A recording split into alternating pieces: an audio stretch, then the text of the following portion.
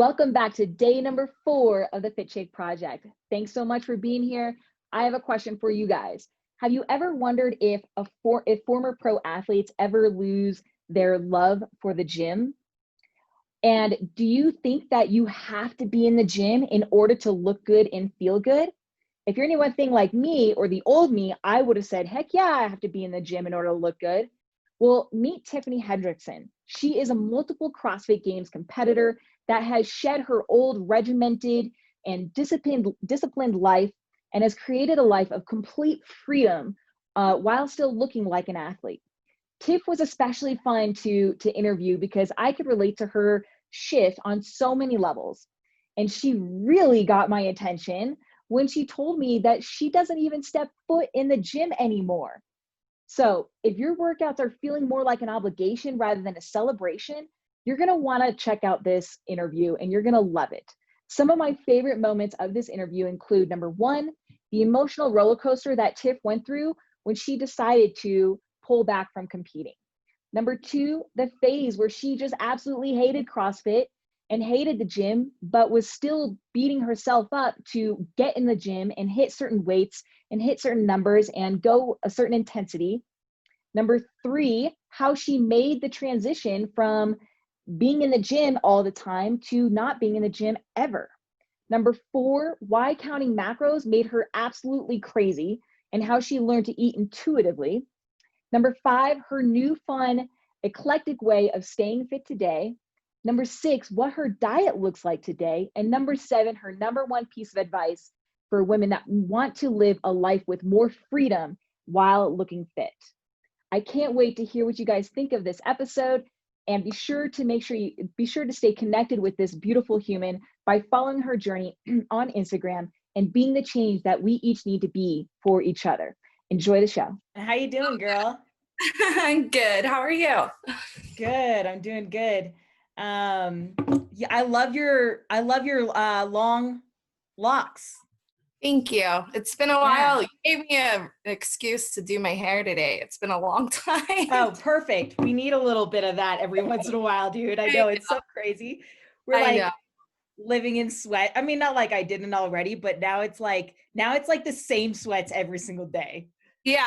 You know, whatever. I just, it's whatever you're in the mood for. And usually I just don't give a fuck. We're just going to get out of bed and just get going for the day. So yeah. Well, I think you look great, girl. It's really good to see you. It's been a while. I know. I think I saw you in the airport that one time we did. or something. In Arizona, I think it was. Yeah. And since then, things have been really, really good. Like just really freeing. How about you? Good. Yeah, that's a great word. I think the same. Life is always a roller coaster to some extent. Yeah. So just going with it and, adjusting as you need to. And I love this time of year because I'm big into outdoors. So, and I don't do as much as you do with the winter. I've been trying to do more. And so I'm enjoying it definitely a lot more like the last few years than normal because I'm in Utah. So it's like we get all the snow like you guys. Yeah. So it used to be I would just kind of hibernate and kind of just wait and like die until spring and summer. But I love this time. It's super pretty right now. Where are you in Colorado? We're like Vail area. I think you told me that before. Yeah, right near all the mountains and stuff like that. Like we have, probably 1, 2, 3, 4 mountains within 20 minutes of us, so. I a few weeks ago, I went out southern Colorado, which I've never really bummed around before. And it's a really weird mountain range. Like Durango area? Kind of, no. It'll come to me. But I was so impressed because we have, our mountain range. But there it was like I was in this bowl of like all these different variations of mountains. You know what I mean?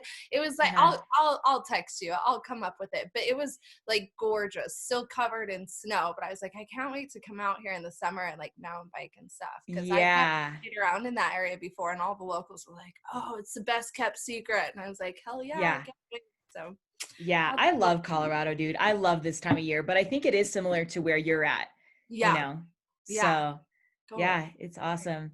Yeah. So, basically like what this is about is like, so I'm trying to put together, 20 to 30 interviews of athletes, also people like Pat Sherwood and some other experts and stuff like that, on just how they've been able to, create like, just create balance, in staying fit Yeah. and stuff like that. Because I think through our transition, like it was new to us, Yeah.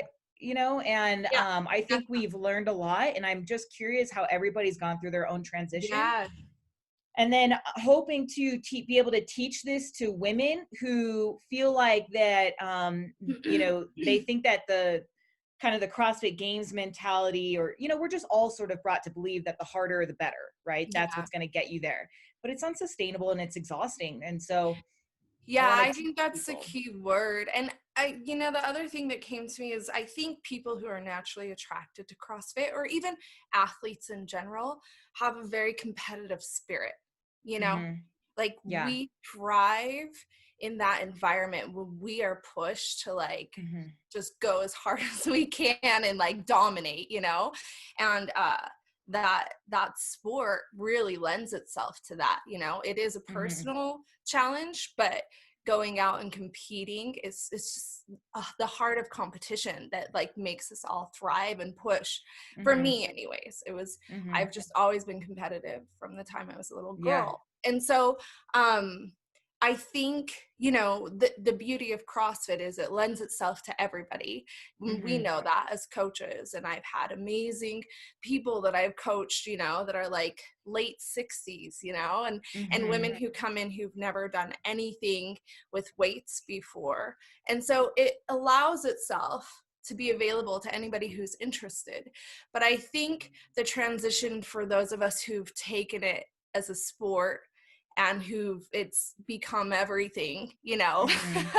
like it was almost a decade of competition for me, which is Yeah. wild to think about. And so Yeah. the idea to think that you can transition, like the transition wouldn't be a big deal, is kind of silly when you think about it, because you take a Yeah. competitive spirit. And for me, and I think I had it easy more than like a lot of other athletes, because, and I don't want to say easy, that's not the right word, but CrossFit was never my full identity. I had You 3 had a kids. family. I Yeah. have, I love the outdoors. I always considered myself a very balanced person. I was super passionate about CrossFit, but it was never my everything. So it kind Mm-hmm. of surprised me when I officially like declared like, this is my last year. I'm going to retire. And it was an amazing way to retire, going out on top. And I felt like I should have that full resolve. Like I went into the year knowing my last year competing, like just really take it all in, put everything out there. And I was trying to be fully present throughout the whole season, at the games. I was like, really just like, Mm-hmm. take it in, like Yeah. this is unique, this is special. But when you're in the middle of stuff like that, you just kind of, it's your normal, and Yeah. people say shit to you like, that's amazing, like what you're doing. And you're just kind of like, it's not, it's just, I just work out, but then you get some distance from it. And then you're like, how the did I do that? Yeah.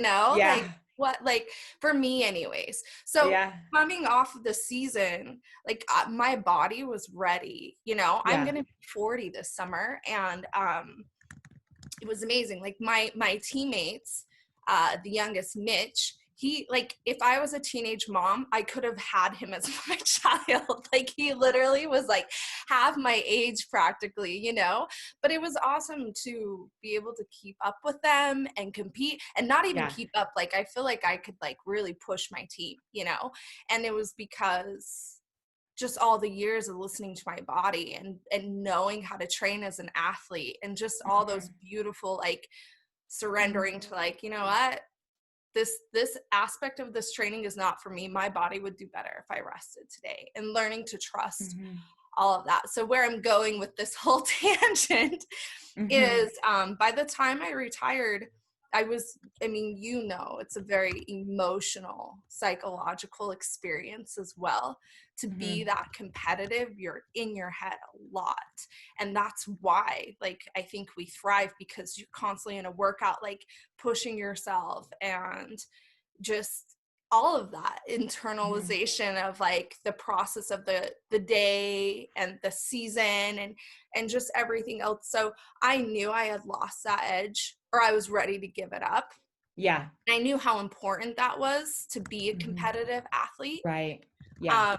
So it just felt appropriate. And yet I literally was so lost for a while in the gym, to the point that I almost had to go through a phase of like, I hated it. I was like, CrossFit's so freaking stupid, you know? And it was funny because my boyfriend and my best friend now, like, is still fully involved in it, you know? And so it's still a part of our conversation, or, you know, but it was a trigger. Like, every time he would say he's going to the gym, I'd be like, how long are you going to train for today? Like 2 hours? Yeah. Like, you guys are so dumb, you know? And like, I had just lived that for like 10 years. Yeah. So it was funny, but it was part of the process for me that I realized, like, geez, this was like, my whole heart was invested in this. Why wouldn't it like take some time to just process and be like, hey, this is the end of a chapter. Like, that was so beautiful. And I realized when I told him, like,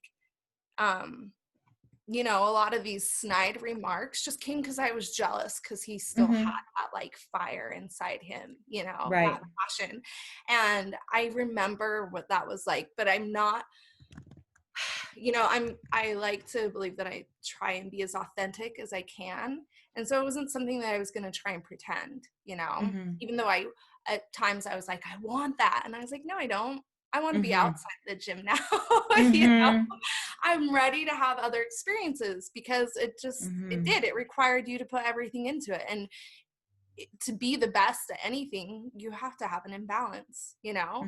So all the other aspects of my life were, as much as I tried to juggle them as best as I could, and I feel like I did a great job, but it was still completely imbalanced, you know, and I was ready to like settle back into those other aspects again. So,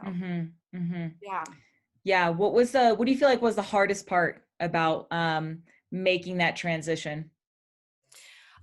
So obviously, like, I love physical fitness. I love moving my body. I've just always been an active person from the time I was really little, which is why my parents put me in gymnastics, and I grew up as a competitive gymnast, and I went to college on a scholarship, and just all the things. So that's an aspect of me that really fills me up. It's part of who I am, you know? So the transitioning from the sport into my relationship with fitness was very difficult, because CrossFit itself is just like, you know, all aspects of fitness. And yet I couldn't go into the gym and just, for my body, I just wanted to move. But the psychological part was so hard, because I was still holding myself accountable to numbers, you know, the weights that I was lifting, the speed, the transition time, just all that stuff. But I was like, no, I don't want that anymore. But I couldn't separate. I was still beating myself up, and I'm like, why am I doing this? Like, I'm just here to move. But I'm really disappointed that it's not my best, whatever. And so I think learning, like, for me, and everybody's different, but for me, it was like I needed a complete separation from anything that was familiar, that I associated with the sport, that was like a competitive, passionate part of my life. So I had to, I literally only went into our gym, which I absolutely love. I still do. But I would only go in like, I don't know, a couple times a month, because it was so hard for me to separate it. It ended up being, you know, and it was at that time, I love that you're doing this, because at that time I felt like a little bit crazy, because I would just come away like super emotionally, just like, ugh, like worse than before I went into the gym. And I would try and explain, just like, man, it's just really hard to not, because I was the best at this.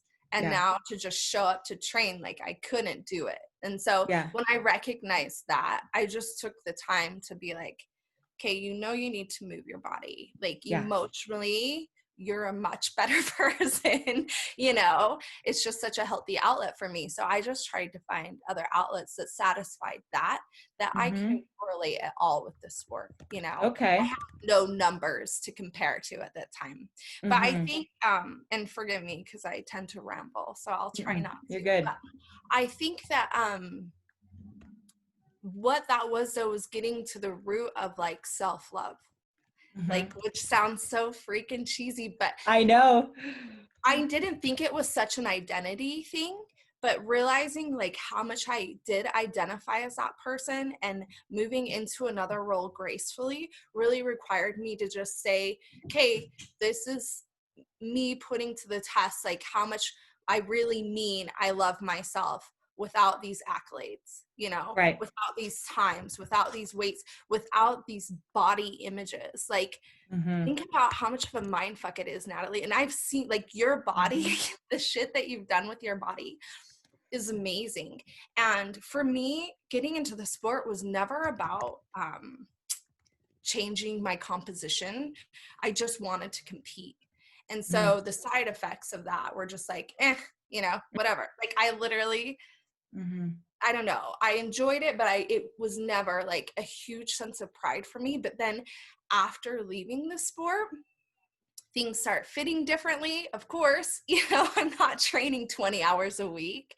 And just really being able to look in the mirror and be like, you're beautiful. Like, look how curvy you're getting to be, and mean it. Because that's like, you can tell yourself shit, but know you're lying. And so I really, it required me to go more internal and assess to me, I believe the true meaning of love is just full acceptance without any when this happens, then I'll really love you. And that's easy to do with fitness. And most men will never understand the position we're in as women when we're constantly fed subconsciously and consciously, like our worth in our image and the way we carry ourselves, And I just think it's such a big part of our culture that it really almost feels like you have to be rebellious to be like, I love myself no matter what, Right. It's like really embracing that process, and with like truly honoring ourselves. I read one of your posts the other day and it's so spot on. And it's just like, what does my body need? Like, if I love myself, what's my body asking for today? Is it asking to move?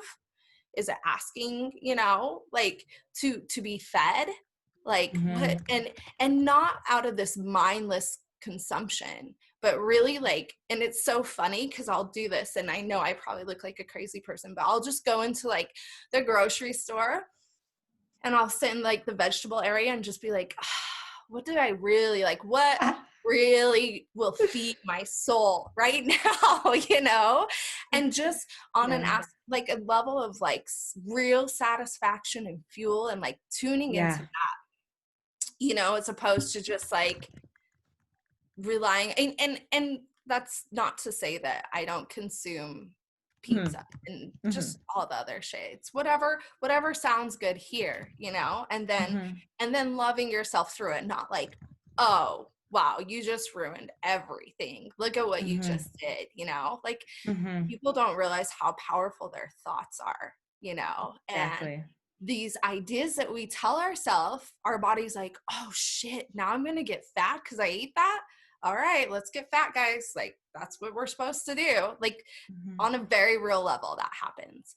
And so I think the more aware we are of like how powerful that self-love is, it allows for the transformation that we maybe are striving for.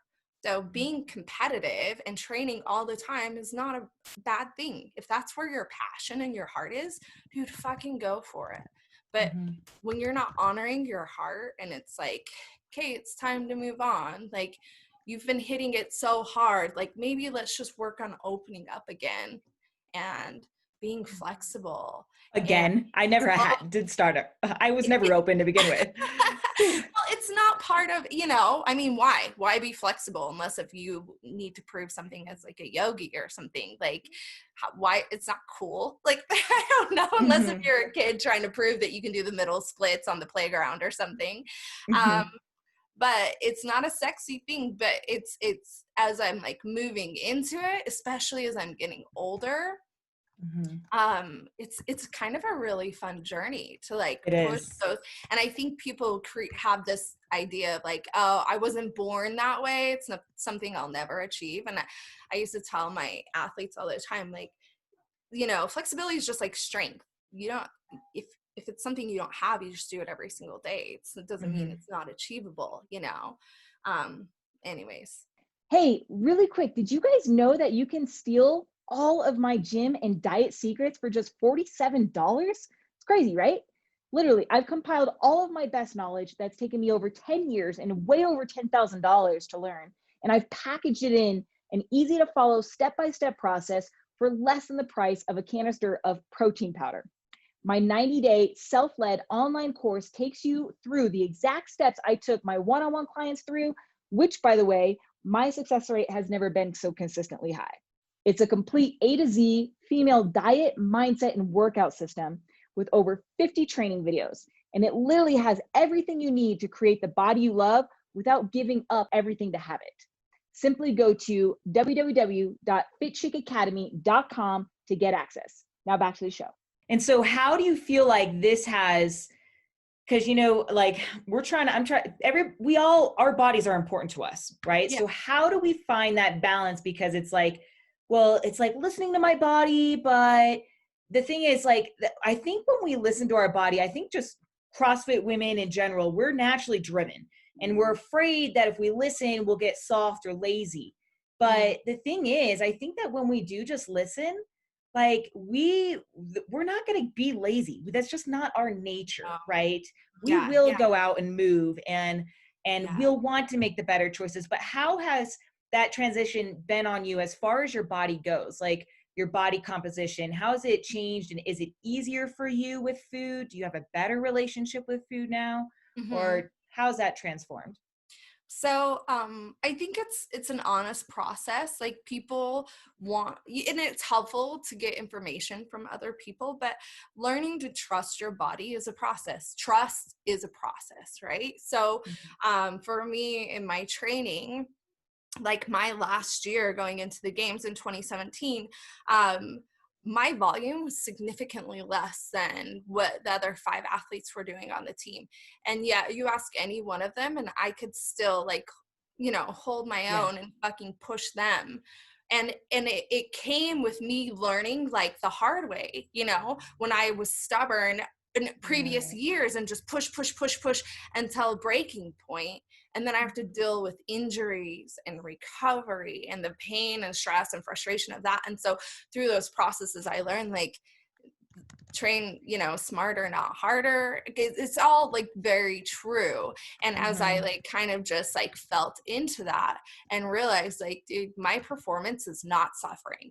Like there is a certain point that you can put in so much volume and time and training. And then there's a tipping point in that scale where it's like maintaining is very different than obtaining, So I think it's important to really identify with your goals individually. Like, what is it? What do you want out of the gym? Do you want to compete? Do you want physique? Do you just want emotional well-being? And then identifying, well, what does that mean? And even if you are looking to compete or to obtain this big physical goal, like realizing like our bodies are amazing. And the more intuitive we become, the more we're going to support them in their own, or support it in its own success, if that makes sense. So looking at nutrition like a fuel, and that doesn't mean when you want to enjoy it, you need to step back and say, this is my opportunity that I just want to live. I want to eat the ice cream. I want to have the brownie. I want to eat the Big Mac, whatever it is that you're kind of like, I'm just going to live and then own it.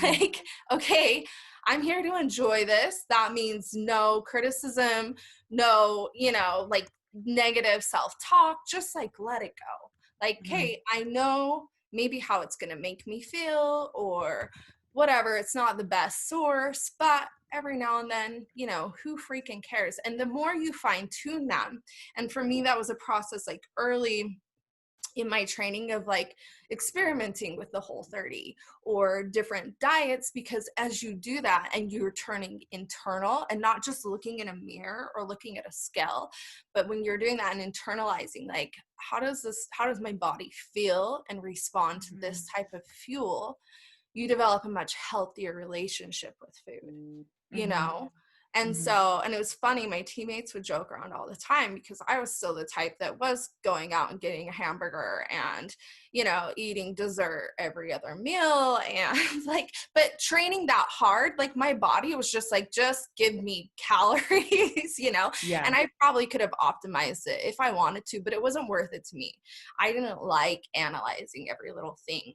That made me more crazy. Like I was counting numbers and, and my teammates were really good at that and it served them well. But for me, it made me crazy. And I was like, no, I'm an intuitive person. And I know, like, I'll go into the kitchen and be like, okay. And I sit for a minute and like, what is it that I'm wanting right now? And really try and honor that. And then just try and, balance in everything, I think. So it's a process in like experimenting for yourself and having enough awareness to be like, oh, that food makes me feel like crap. Like, doesn't matter how hard I train, like that makes me feel like crap. And I don't want to feel that way, And then again, it comes back to that love. And in that space, when you think about any like coaches or teachers that you've had, okay, and there's many different coaching types and patterns and personalities, but the ones who are just like out of fear and just like like they could be very effective, right? As a gymnast, I had some of those coaches who coached out of fear, and I was more afraid of them than the skill. And so, I would obtain what I needed, but I had the coaches who were just like so supportive and just so like, hey, I believe in you. Like, you're so freaking awesome. And like, that would just come from like, it would hit me so deep down inside that I would do anything to keep from like disappointing them because they believed in me so much. So if we think of ourselves as that coach and our bodies and how powerful we are on a psychological level and how connected to that is to like our own health and wellness, if we're loving ourselves into that space that we want to create, whatever kind of lifestyle that is, if it's coming through love, it's much more pliable. And it's just, we're way more receptive, as opposed to just constantly like beating ourselves up, the negative self-talk that, because then it just becomes like, you're so overly critical about every little thing, especially for women. I think a lot of times they sabotage themselves before they even get the opportunity to see those results, because they're being that negative coach that's just like, oh, look at you, like you only hit this on the treadmill, like blah blah blah, it's whatever. And then after all this negative self-talk, of course we don't want to go into the gym the next day, because we just put ourselves through the ringer about all the ways we failed. Why would you want to set yourself up for more failure? Like, on an emotional level, we're trying to protect ourselves and we're like, oh, like that's a harsh place or whatever, but it's all up in here. So when it's just acceptance and like, hey, like I'm showing up today no matter what, and like dealing with the process. If you know deep down, like there is more and I can do more, and you process it and like let it go and let it fuel you, as opposed to, just need to do more negative talk. Yeah. You're gonna have, you're gonna thrive from that so much more. And I think in our society, we've got it so backwards, It's like through criticism and fear. It's so fear-based. And if people, through your own experimentation can attest, like love is so much more powerful than fear. That's right. So when we connect to that on a personal relationship, with Yeah. fitness, food, relationships, even business, like any decision that we make, when we're championing, but when we're supporting ourselves through love and not fear, that's so powerful, Yeah, Tiff, dude, you're right on point. Like, so I just want you to know, like, I've been training myself for almost a year now on exactly what you're saying. So I have been just like I was training for CrossFit. Yeah. I'm now training myself in this way to think myself to always align with with love. How are you doing that? Because I'm training hours a day doing this. How did you start training? How did this love thing, and how are you training it right now? Well, I'm curious. Just tell me a little bit about your training. Like when you say you're training yourself in this love, like what does that look like right now? Like kind of give me a glimpse into that. Because I have 2 coaches, and I also go to seminars at least once a month. I also read, I meditate for 20 minutes a day, and then I do this other energy practice. And then pretty much all throughout the day, I'm constantly learning, listening to podcasts. Yes. That's training to me. Okay. Yeah. Okay. I love it. And that's exactly how I am too. It's both, right? So you can listen to these podcasts or read the books, do your own practicing and journaling, whatever. But then life is going to give you opportunities to really feel it, grow through it, right? Mm-hmm. To really know. There's a difference in, my 16-year-old teenager reading about love and experiencing love, and that's life. So I think you're spot on. I think when we can become intuitive and trust that, and I'm sure you've had this too, things just come into your life when you're I'm ready, or maybe you don't even know, you're ready for something else, and all of a sudden somebody be like, hey, I think you'd like this book, and you pick it up and you're like, oh, this is what I needed right now, you know? So I think that's perfect, all of that, and then letting your life be the practice. And again, when you start falling back into these old ways of thinking, because it's so ingrained in you, it's ingrained in me. So I've had so many moments over the past few years of being what are you doing? This route is not going to help you. This way of thinking only leads to and I think maybe that's the key. Getting to the point is our feelings is an emotional response that can help us if we want it to be aware now. So we have our emotional response, and then we can decide how we think about it, right? We can't always pick that emotional response, but when it happens, then we can step back, breathe into it for a minute and be like, how does this make me feel? This idea makes me feel like shit. Do I want to keep going with this idea? Or is this an opportunity for me to practice something new, self-love? Yeah, but how did you learn that for yourself? I'm paying thousands of dollars to learn that right now. So how are you learning that for yourself? It matters to me. It's important to me. Are you listening to things, reading things? Yeah, both. Okay. I love podcasts. Okay. I'll get into I love getting into all the philosophical shit, Yeah. And so it kind of started there. And then some of it into Aubrey Marcus, because he does a little bit of both of the physicality and then the emotional side. So I just blending all of it. I just am whatever kind of calls to me. And then I've never been the type of person to really meditate because I love moving. It drives my friends crazy sometimes because when they want to talk through something, I'm like, okay, let's walk, let's move.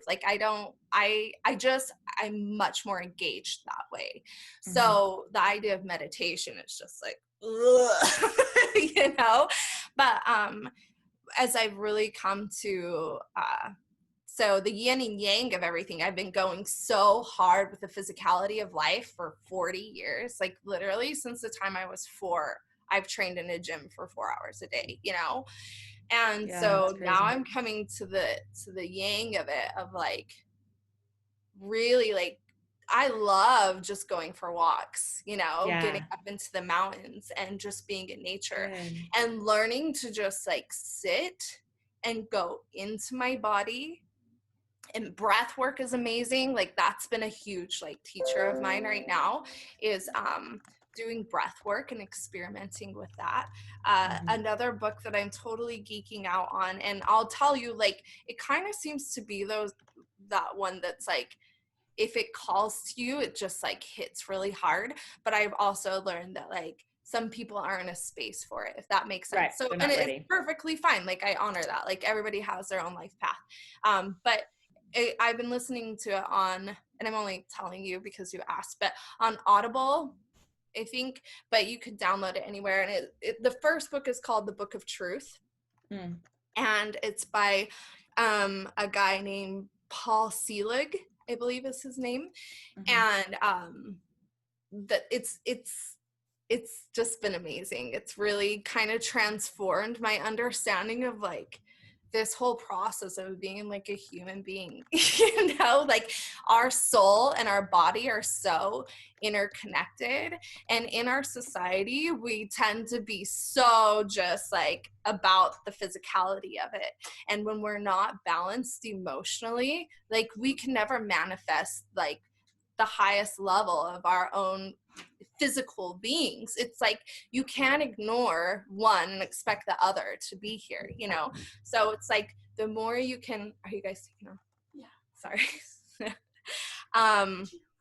The more you can like figure out how to like marry those things, they just serve each other, you know. And so for me, it's been so hard about like the physicality side of it, and like just reaching into just the more soul level stuff is like it all intertwined, you know. And I'm just seeing that. And so just like you, I'm just a student of it that's just passionate about understanding like myself and my relation to other people and to the earth. And it just really satisfies me more than anything else I could, you know, be spending my time with. So I don't know how to answer. Sorry. I guess it's great. It's being curious, just like you. I think. It's just really cool how we've we found the same thing through different ways. Yeah. And we got a taste of it, and we're like, ooh, this feels good, and like, and we're just like hungry for it, you know, which is, and a lot of us are right now, you know, like and so that's cool. I think that's Yeah. awesome that you said that, because I think there is a really big shift with everything that's been going on, and it's really required people to slow down, you know, and it's been so hard for a lot of people that I know, because they are those like go-getters that love to get into the gym, and since those outlets have been shut off for them, like it's my best friend, he's just like losing it, you know, and he can't sleep at night, and I'm like, you've got to look at your shit. Like that's the only way you're going to get a good night's sleep, and life is giving you an opportunity to do that. That's right now. Like it really, really is. And I love that you said that we've gone through different processes. And I think the more that we can respect and honor that in everyone, because we all learn differently. We all, you know, process things differently. We've all grown up in so many different ways, you know, why wouldn't we? So, but then at the same time, like this collaboration is so inspiring, because it's so healthy to feel connected. And when I saw your post and when you reached out to me, I was like I knew I wasn't alone in it, but at the same time it felt silly. And I kind of got off social media and everything, because for a while it was like I wanted to post about how like why I no longer needed, like, was going to push as hard as I used to. Like, it was just, I was like, you don't have to explain anything. Like, it's fine. It's a process, you know? But for some reason on that platform, I felt like that was like, originally it was all about like my CrossFit and all about being this athlete and this games athlete and that whole identity. And so it, you know, just shifting gears was like, it was just tricky. So I love that you're doing this, because I've wondered that often. Like, I wonder how, you know, other athletes are feeling and processing, and if they go through this, or if I'm just crazy, you know. So we're all on our own path, and that's what's so interesting about it. Everybody's really on their own path, but it's just giving people the permission to know that there are different paths, and that the path doesn't need to be hard. In fact, if you're going hard, it's very lonely and exhausting and burnout and just self, like, just a trap. It's a box. You know? Yeah. So I agree. Tell me, what's important to you now that it's not winning or competing? Living my most authentic life. Like, fully. I have been experiencing like some really just like heart centering kind of like knowing myself and giving myself permission to just honor that, like, regardless if it's like normal, whatever normal is, you know. But I think what really like attracts me to that is like when you think about people who have inspired you, you know, situations, you know, and it comes in all realms, you know, whether it's fitness, whether it's, you know, intellectually, like whatever, these people are like passionate about what they're doing in that moment. And I've realized for me, that's ever evolving. It changes. Why wouldn't it? Why, you know, like, I just think as we grow and we have life experiences, we're going to call different things into us, and we're going to evolve and change. And so those people who are like just that really light us up, it's because they're just fully present in that moment, like honoring whatever is just calling to their soul. And it's so fun to talk to them about it because they just get so excited. They want to tell you everything, you know, and they're just very like connected to the whole process, and they just are unapologetic. Like, they've given themselves complete, like, full permission to own that and be in that moment, and like they don't care what anybody else says about it, you know. And that's inspiring. And what I found is I think that inspires us because our souls are like, I have something, like, there's something inside of me that just like, you know, wants to come out, whatever that may be, you know. And when we give ourselves permission to do that, it wakes other people up, you know. And I just think the older we get, it's kind of rare to find people who are still like thriving and passionate and excited about life. And I think that's just because we allow ourselves to get so bogged down with shit that doesn't really matter, you know, like the 9 to 5. Like, I'm not saying that it's not important to be able to pay your bills, but there's so many ways to do that, you know. And the more connected you are, and maybe it can't be through that avenue, but whatever outlet you give yourself, just fully giving yourself permission to like honor like yourself and know that that's beautiful. Because I don't know about you, but I love variety. I love seeing like all the different types of people, like fully just embracing like their own authenticity, because like they're just interesting, you know, as opposed to you could have the most like picturesque, like, well, like put together, like their life is like seemingly in order and everything's perfect, and you sit down and start talking to them and you're like, who are you? Like, you don't even know like who you are. And it's just like this different vibe, you know. And it's fine, everybody has their own process. But right now for me, it's just like figuring out how to honor like who that is and how that works in this society, and how, you know, I can serve and like bring that to the table, right? Because we're all interconnected, and the way things are set up right now is like, in our communities, you know, we have to go out and we have to provide for our families and ourselves and all this stuff. So it's like, what's inside of you that you can bring to your community that would serve them and in turn serve yourself? Does that make sense? So it's kind of been a tricky process for me because I don't know, I tend to I love getting into just the soul aspects of our lives.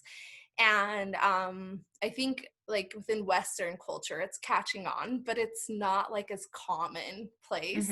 And so I'm like trying to figure out how I fit in in that realm. So yeah, but yeah, just constantly looking at each new day as an opportunity to like, what do I want to create today? What does that look like? What's, you know, and it's fun to try new shit, and it's scary, but like all of that just makes us feel more alive as opposed to playing it safe, you know? You get in this monotony of like routine, and you're just like halfway connected to what's going on, as opposed to a new experience where you're like, how do I do this? Like, I don't even know like what's going on right now, and I'm trying to figure this out, and it's just you're fully engaged, and that's so healthy, you know?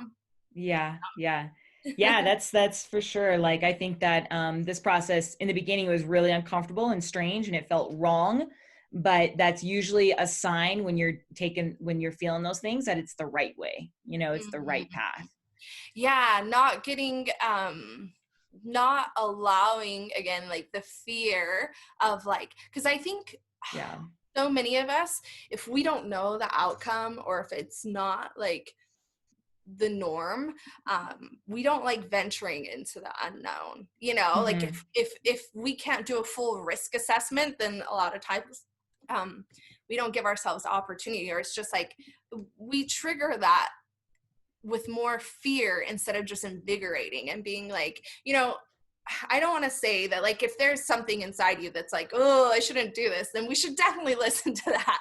But outside of that, like taking a chance, I guess, like on the unknown doesn't have to evoke fear. And I think that's where we have to settle in, is like, am I afraid of this because it's the unknown, or am I afraid of this because it's really probably not healthy for me and I shouldn't venture down this route, you know? So, and your gut knows, but I think the unknown is very healthy and very like just fun. It's fun because I've tried to approach things more with just like play, like just play. Like when I would teach my gymnastics classes, it was always, people were so worried about like tense, it's gonna look wrong, or I'm gonna look weird, or it won't happen. I'm like, it's not gonna happen. You're not gonna do it this time. Like, this is your third try. I'm like, who cares? Do it wrong and then tweak something. Then do it again and then tweak something. But you're never gonna be able to make those improvements unless if you play into it and just have fun with it. And I think life is the same way. Just like be playful about it. Like it's not as serious as we make it out to be. You know, it's literally not. But it's easy to get pulled into the idea of like how detrimental like things could be if we don't have a plan and can't execute it perfectly the first time through. You know, it's just silly when you say it that way. So. And what does a typical workout routine look like for you now? Like, how much are you working out? How long? What intensity? I'm still trying to figure that out. It's been 3 years. Right now I'm really obsessed with running. It's such a special space for me to like, I love getting outside and being alone. I like going early when people aren't out yet. And I'm funny. I'll literally drive 15 minutes, 20 minutes from my house to this very specific place. It's just like a neighborhood. It's not even like a trailhead, but it lends itself to trails.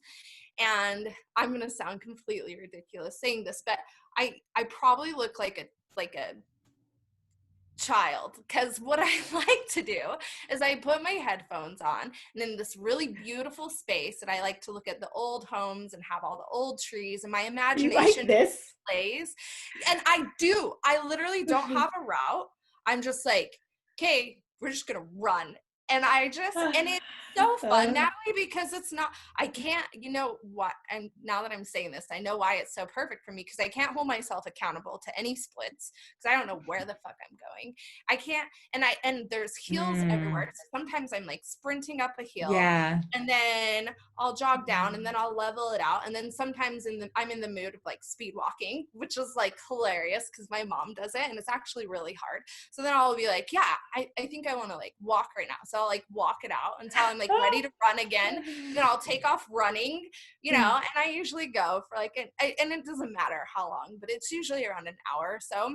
And I just play, I just run, and I just found that satisfied my need to move.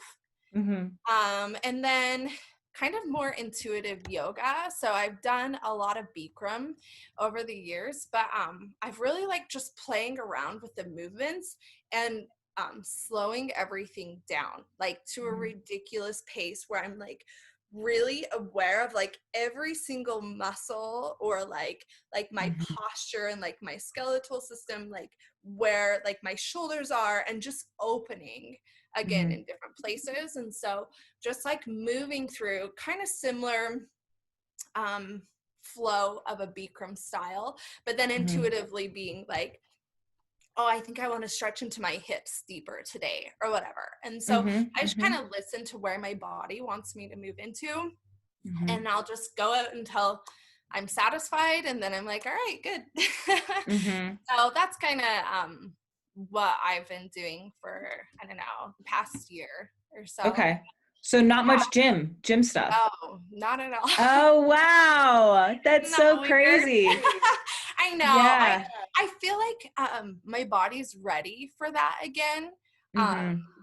But it's taken, I mean, it's been 3 years since I finished competing, and I still have issues like through my shoulders and my collarbone, and a little bit into my knee, but it feels so much better right now. Like it feels sustainable, like something that I can be the 50-year-old that's on the ski slopes because my knees still work, because like what I'm doing right now, I feel like is part of the rebalancing a little bit from what I was doing with CrossFit.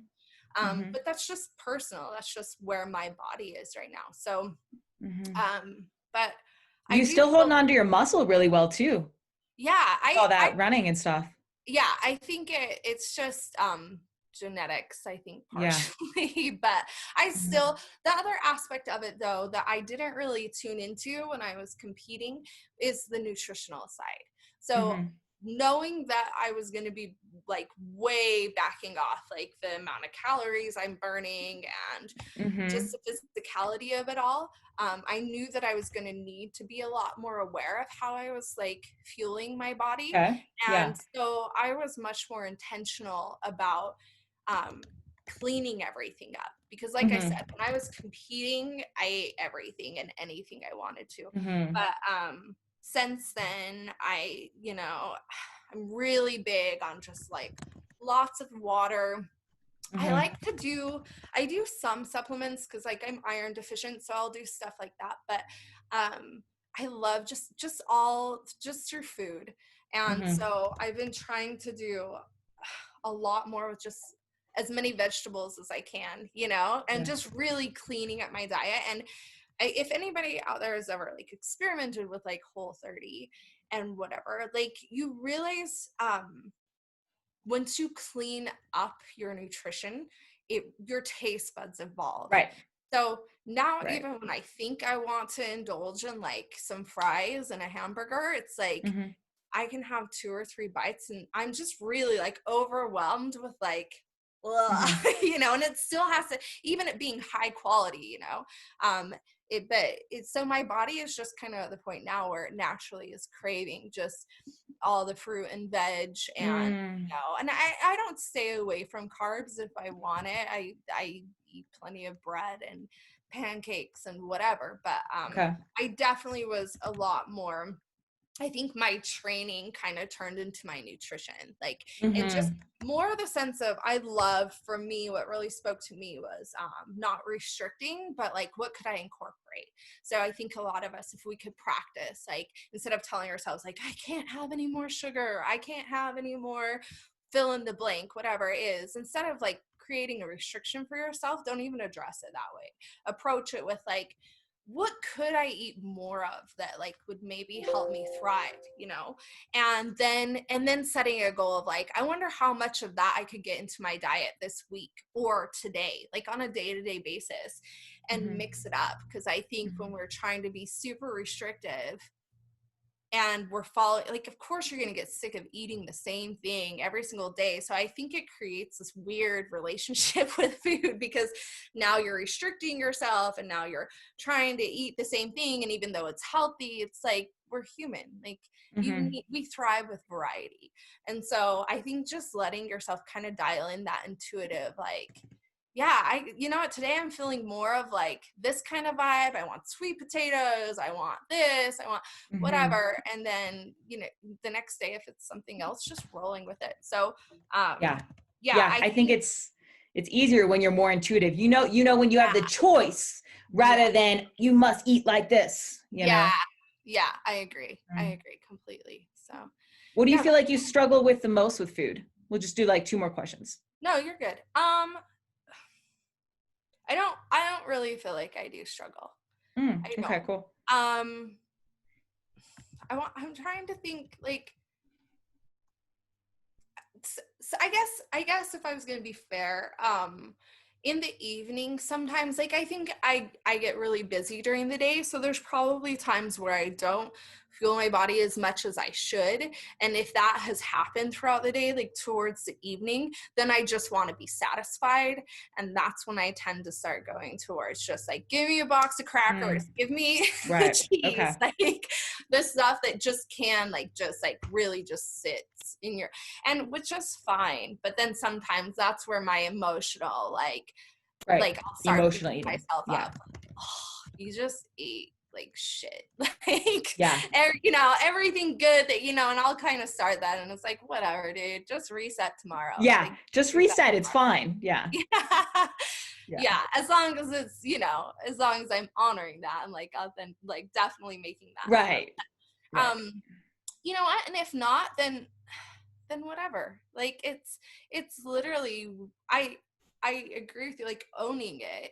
Like, we have so many experiences to have on this earth, you know, and maybe if you want to experience this whole phase of like junking out and eating like shit and being slightly overweight, that's a learning process. That's an experience. It's not, I think we need to get away from labels of like, oh, that's bad, this is good, this is ideal, that's what's wrong, blah, blah, blah.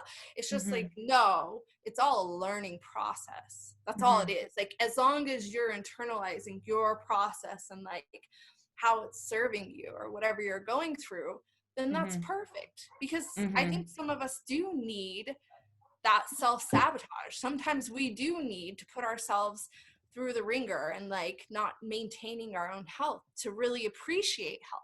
Right. You know? Right. So, yeah, I think that's true. Okay. And so, let's see, I kind of like 2 questions. Like let's just do 2 quick questions. So I'm just going to shift a little bit. Sorry. Because I think my computer is, and I thought I plugged it in, but I didn't. I get so excited about these interviews because like, it's just fun. It's just a fun topic. Love it. I've really enjoyed talking to you. Good. So I was just going to say, like, you know, I used to think that, you know, in order to look fit, stay fit, like, you know, that I had to work hard. And that was like my belief, right? That you know, you had to work hard in order for you to achieve a certain look. And do you agree? And has that changed for you? This may or may not resonate with you, but I think it might be something that you kind of just allow yourself to like feel into and like experiment with. But I'm at a place in my life that I believe whatever we think is going to be true. Meaning you believe it needs to be a hard process. It needs to be hard work in order to look a certain way or feel a certain way, then that's going to be true for you. Does that make sense? Yep. And I think so the opposite of it, if I've decided to give myself permission that it can look like whatever it needs to, if I just randomly run through a neighborhood every single day and I'm aware about what I'm taking into my mouth, then it can be as easy as that. That's right. But Yeah. I think that requires, we keep kind of coming back to that intuitiveness. That's right. As far as like really honoring. So we can say one thing, but what's in our deep like systems of belief, like if we're just saying the opposite of that, but we really believe or think something else, like on a deeper level, like then we're just fooling ourselves, you know? So you got to get into that place, tap into that place of like, okay, here in my heart center, how do I feel about this, you know? And I think ultimately it comes back to how you're defining health, how you're defining wellness, how you're defining success. And that's fine. It can be whatever you want it to be. It could be a certain level of physique. It could be, you know, an ability to perform something, to run a certain distance, to what it could be, whatever you want it to be.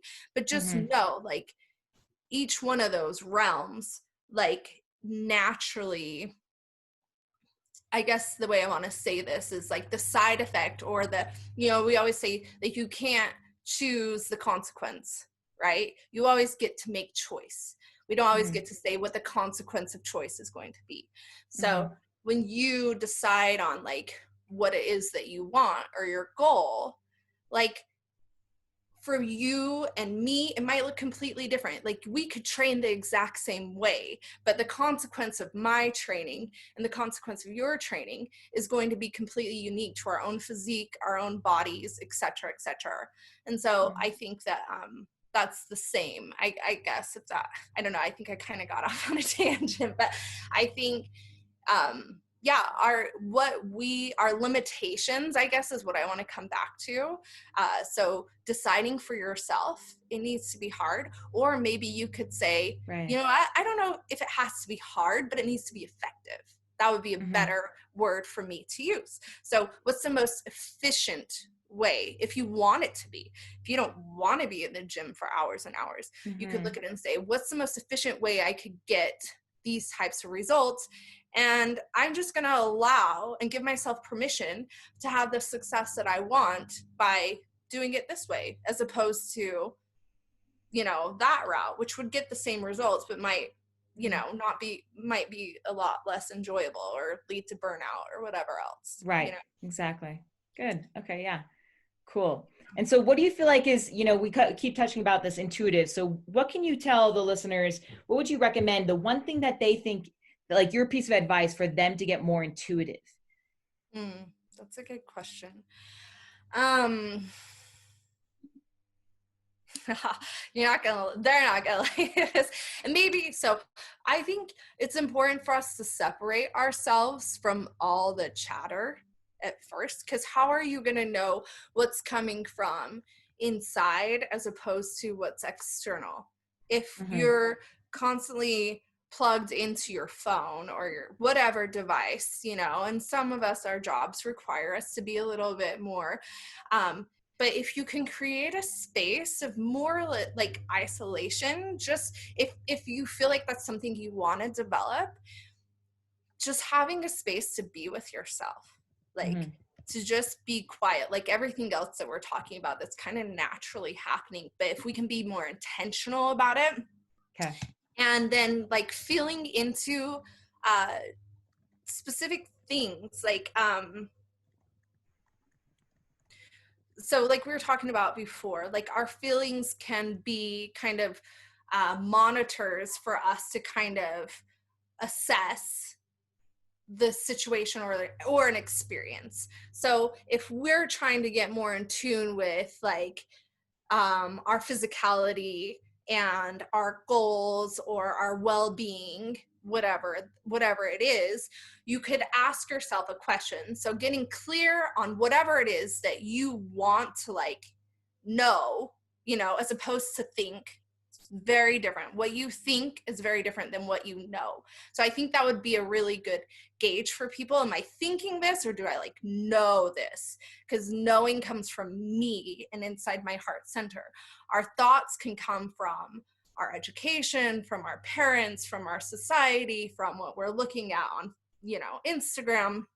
So when you get clear on whatever it is that you want to know, whatever question it is that you're having in any realm, fitness, emotionally, like whatever it is, being intuitive, I think, is giving yourself space to feel into, what do I know, like in my heart about myself in relation to X, Y, and Z. So like if I was going to, sorry, this is like a really hard question to answer really simply, but I think just saying that like our gut, like people can just practice like just paying attention to like your gut feeling, and I think that's very closely tied to that word intuition, like something that's more rooted inside yourself. And I guess a very good question is to say, like, how do I relate with this? Because for me, I mean, I live in Utah. I grew up in a very religious family, all these very like social etiquettes that exist that are very real and structure my whole like dynamic with my community, my family, et cetera, et cetera. But there came a point in time where it was like, how do I like resonate? How do I feel about this practice, and like feeling into that and sorting through, we might have a lot of shit that we have to sort through before we can get to the core of it, but like trusting that and then allowing it to be like experimentation. So it's like, well, I'm feeling this, my gut is telling me this, therefore I'm going to make this decision, or I'm going to whatever it is. And then as you execute, you continue to stay connected to the process of like, okay, how is this playing out? Is this making, like, am I thriving like through this decision and like the way that I've decided to feel about it, like acting intuitively, or like, do I need to tweak some things? Like, what else has this surfaced for me now? Does that make sense? So I think things will continue to come up in layers as we go internal and we can get deeper and deeper with that connection of, really being an intuitive person, or sometimes it's just getting out of our own way and giving ourselves permission. Right. Giving ourselves permission to feel and being okay, appreciating how we feel and being okay with where, that leads us. Yeah. And giving ourselves permission to be authentic. Like we can still be respectful of people around us and feel something completely different, Like, I don't know if that makes sense, but I think human nature, we want to feel safe, we want to feel connected, we want to feel accepted. And so I think a lot of people are doing things, especially in the world of fitness, that are way more external like influences and not as much internal. So giving ourselves permission to maybe do something that looks a little bit different than what you're seeing going on around you, but it's like so much more connected that you're like thriving because you're like, this is me, this is how I want to do this. And that's totally fine. Like I love and respect how Natalie wants to do it, or how whoever, like that's perfect for them. So me giving myself permission for it to look different, to be like literally the creator of whatever, you could apply that to like every aspect of life. I feel like I didn't really answer that question. No, it's good. It's all good stuff. It's it can get pretty deep. So I'm sorry. No, you it's yourself fine. To it, though. You're so easy to talk to, and I really appreciate you have a lot of really great insight. And before we wrap this up, I was just like, the thought came to me yesterday because I was like, oh, maybe I should kind of think about like, so I don't sound like no. But the thought did come to me. I was like, you need to let Natalie know that like you were a very big challenge for me in all the years that we competed. Like you pushed me harder than some of the other athletes that I was on the floor with. Wow. And I think it's because we're so similar in a lot of ways. And so we approach workouts different than other girls, being small and just these different things. So I always knew in different workouts, like it might look like this for most people, but this is where I surge. And, as you get into the competitive realm, you figure that stuff out. Well, you know, going into 2013 or 2014 before I went to the games there, like regionals with you was always like, I had to really get myself in a hard place because I knew. And one of the first ones I think was, shoot, what workout was it? Oh, with Jackie. rowing, thrusters, and pull-ups. It's so funny. Jackie. I've been CrossFit for it. Yes. And I got out there, and me and you were in the lanes right next to each other. And I was like, God damn it, Natalie. Like, you made me push like a pace that I didn't want to, that I never would have put myself in. But I knew, I was like, shit, like she's just as fast at pull-ups as you are. Like, you cannot slow down, and you can cycle thrusters just as fast, if not faster than I could. So it was like, whenever I got on the floor next to you in these different workouts, like I knew that you were gonna be like that person right there, like making me more uncomfortable than I wanted to be. So thank you. It was like, dude, that was like a really cool awareness to have yesterday, and I was like, that's so cool. Really that's did cool. like make you work harder for things, you know, that I want than I wanted to most of the time. I remember that picture. I've got a lot of memories. I was intimidated by you big time too. Just so you know. But it was awesome because, like, you know, it's beautiful to be pushed outside of that comfort zone, and not everybody can do that for us. People can challenge us in different ways, but being challenged by somebody that's so similar to you is like a very different challenge. You know what I mean? Yeah. Because that really elevates you. Yeah, like the things that you're good at, if they're good at it, like to have to try and take it to the next level of something that you're already like, you feel like you've reached that level. Like, it's a really cool experience to have. So yeah, that's cool, Tiff. Awesome, girl. This has been so much fun. Tell people where people can find you and follow your running journey. Ooh, I'm on Instagram. I don't know. Like, I don't know how I fit into that realm, but yeah, I'm just trying to even think of my handle now. I don't even know. I think it's, is it still 10 Sparkles or Tiffany Hendrickson? Yeah, 10 Sparkles, the 10 Sparkles one. Yeah, I'm there. Who knows? I think I'll still be on there. I have some really neat things that I'm hoping to kind of stand up, and I'd like to create a community center and allow it to be this space of exploring kind of all these awesome things that me and you have been talking about that I feel like have taken a backseat in our Western culture. And I think it's starting to evolve a little bit more. And we're seeing it in places like California and back east, where there's a lot more of a melting pot and you have these different cultural blends. But I think it's going to continue to spread. And I really hope to support that and just, you know, continue to bring in experts who do really cool shit with breathing work and meditation and just going more inside and connecting with that intuition. So cool. It's still very much in the beginning, like creative process, but so I'll be, who knows, we'll see. Awesome, girl. Thanks, Natalie. Well, you are on a great path, and I look forward to, you know, following you. So hopefully you keep posting on there so I can see what's going on in your world. And anytime you're in Colorado, make sure you hit me up. Oh yeah, I will for sure. I love what you're doing too. I think Thanks, it's amazing, dude. and I think it's really gonna serve like a lot of people. So kudos to you. Awesome. Great.